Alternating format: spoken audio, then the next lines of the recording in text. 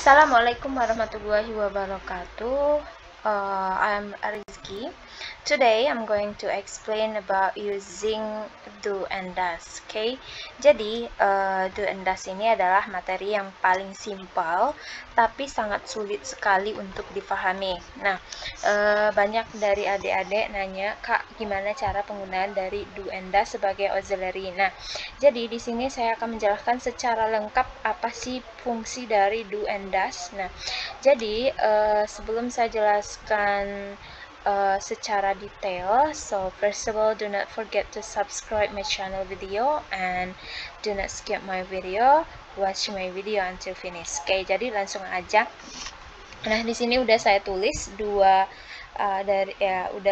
saya tulis dua fungsi dari penggunaan do and does. Yang pertama fungsinya yang ada artinya. Yang kedua, do and does itu tidak ada artinya atau fungsinya sebagai auxiliary. Nah, pertama kita bahas dulu yang ada artinya. Nah, jadi do and does ini yang ada artinya ini adalah kata kerjanya present. Jadi ini adalah kata kerjanya present, artinya adalah melakukan, atau mengerjakan. Melakukan atau mengerjakan.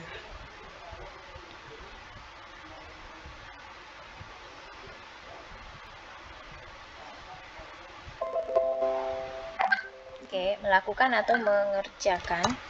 Nah, kemudian khusus untuk seluruh dari do, ingat ya, seluruh dari do, baik dia fungsinya yang ada artinya atau yang tidak ada artinya, do ini untuk subjek I, you, we, they, atau orang lebih dari satu. Berarti intinya adalah do ini adalah kata kerja jamaknya.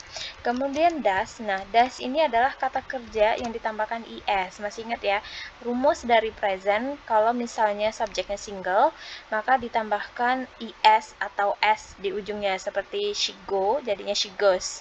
Nah, seperti itu ya. Jadi does ini adalah verb is yang subjeknya single. Nah, apa aja sih subjek single?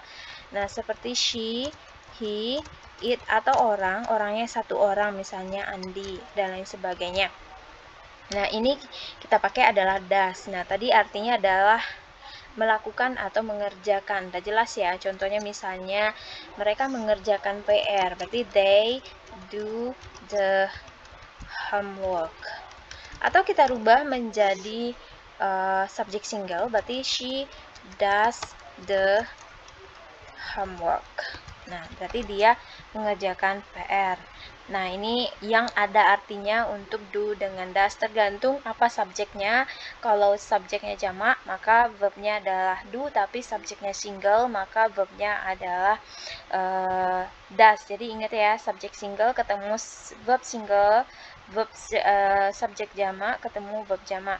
Yang kedua kita masuk pada do and does itu yang tidak ada artinya atau fungsinya sebagai auxiliary. Nah, gimana sih cara penggunaan auxiliary atau auxiliary ini dipakai untuk apa? Yang pertama, auxiliary ini kita pakai untuk pola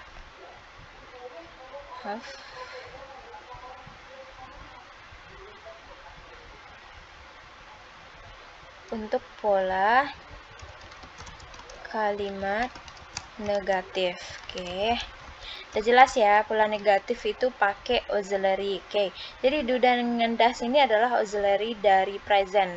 Kemarin udah saya jelaskan di video sebelumnya apa aja auxiliary, do dengan does, did, kemudian perfect apa aja auxiliary-nya, itu udah saya bahas, tinggal kalian balik lagi ke video sebelumnya. Tapi di sini kita cuma fokus pada do dengan does saja.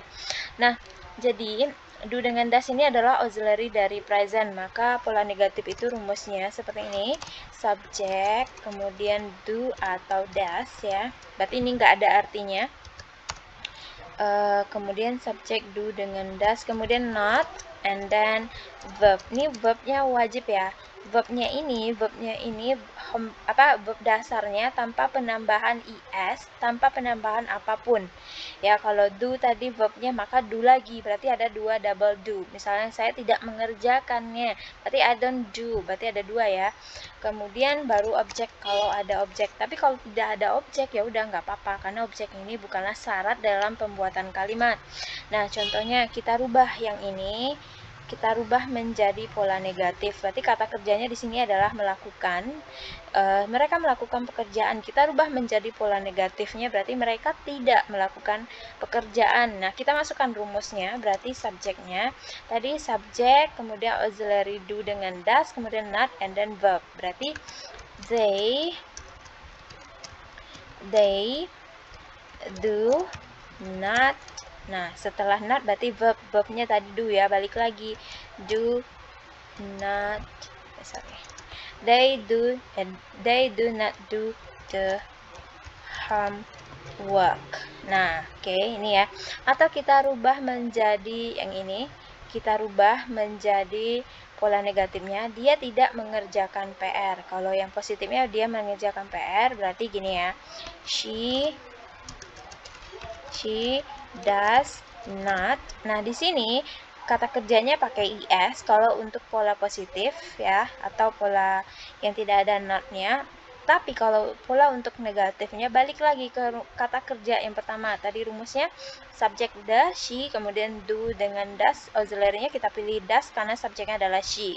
Kemudian not, kemudian verb. Maka kita rubah verbnya, ingat verbnya ini ini adalah kata kerja dasarnya tanpa penambahan apapun, maka kita jadikan kata kerja dasar jadinya do. She doesn't do the homework. Atau kalau kalian bingung, saya kasih contoh yang lain. Dia tidak paham misalnya, berarti dia tidak paham. She does not understand. Berarti verbnya adalah understand, kemudian auxiliary-nya adalah does. Oke. Atau mereka tidak paham, berarti auxiliary-nya adalah do, karena ini subjeknya adalah they. They do not understand. Oke. And then untuk yang kedua, yang tidak ada do dengan does itu yang tidak ada artinya. Atau fungsinya sebagai auxiliary, itu dipakai dalam bentuk ya, dalam bentuk kalimat tanya. Oke, dalam bentuk kalimat tanya. Nah, kalimat tanya itu ada dua jenis. Yang pertama menggunakan WH question, yang kedua yang tidak menggunakan WH question atau diawali kalau bahasa Indonesianya apakah dan jawabannya adalah yes atau no. Berarti atau disebut sebagai yes no question. Oke, yang pertama kita bahas yang ada WH-nya dulu. WH question. Tahu ya WH question itu apa? Ada what, ada who, ada how, ada where, ada why, dan lain sebagainya. Nah, maka di depan dulu, kemudian auxiliary, karena dia yang kita bahas ini adalah do dengan does, maka auxiliary-nya the do atau does ya. Kemudian not, kemudian not, and then ini wajib ada verb ya. Verbnya adalah verb 1 tanpa penambahan apapun. Tidak boleh lagi pakai s. Nah, contohnya rumusnya salah, subjek dulu ya. Subjek dulu.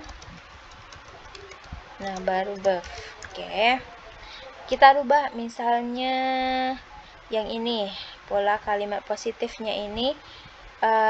Mengapa kamu tidak paham? Mengapa kamu tidak paham? Oke.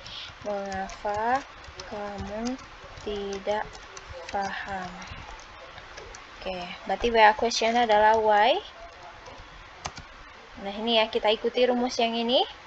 Kemudian subjeknya adalah you, berarti kita pakai do, auxiliary-nya. Why do you? Oke, not dulu karena dia negatif ya. Why don't you understand?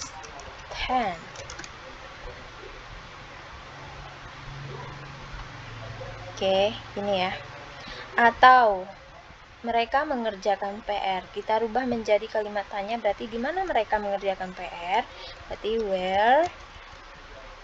where do, auxiliary dulu ya. Yang ini dulu, ini rumusnya. Auxiliary dulu. Where do, oke, bahasa Indonesia dulu biar kalian paham.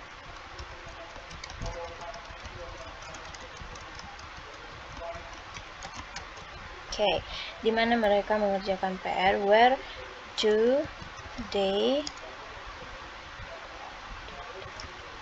do the homework? Oke, ini dia. Jadi WH question adalah where, kemudian auxiliary-nya ada do. Kenapa pakai do?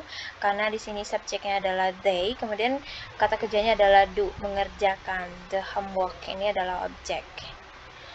And then the last one, jadi auxiliary, masuk lagi dalam bentuk kalimat tanya. Tadi kan ada kalimat tanya itu ada dua. Yang pertama yang menggunakan WH question, yang kedua yang tidak menggunakan WH question atau diawali dengan apakah, atau jawabannya iya atau tidak. Berarti apakah kamu tidur, apakah kamu makan, apakah kamu pacaran, apakah kamu belajar, apakah, berarti intinya yang jawabannya adalah iya atau enggak. Nah, gimana rumusnya? Rumusnya adalah do atau does, kemudian subject, and then verb. Nah, ini dia. Ingat verbnya adalah verb 1, tidak boleh ada is ya. Yang ada is itu hanyalah kalimat positif, tidak boleh untuk kalimat negatif, tidak boleh kalimat tanya. Oke, misalnya, apakah kamu mengerjakan PR? Oke, kita coba. Oh, di sini dia.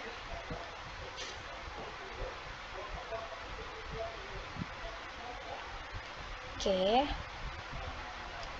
Apakah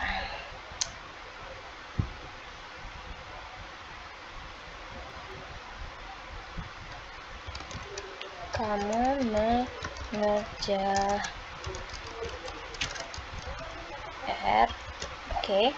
Nah, kita lihat lagi rumus dari bentuk WH question ya. Pertama auxiliary dulu ya di sini. Udah saya tulis auxiliary dulu, tergantung subjeknya. Kalau subjeknya you berarti pakai do, and then subject, and then verb. Oke, subjeknya adalah you, verbnya adalah mengerjakan. Oke, berarti jawabannya adalah do you do the homework? Apakah kamu mengerjakan PR? Kalau jawabannya iya berarti yes, I do. Kalau jawabannya no berarti no, I do not, atau no, I don't. Oke, itu dulu untuk penggunaan kata do dengan does. I hope you understand what I explained to you, and see you.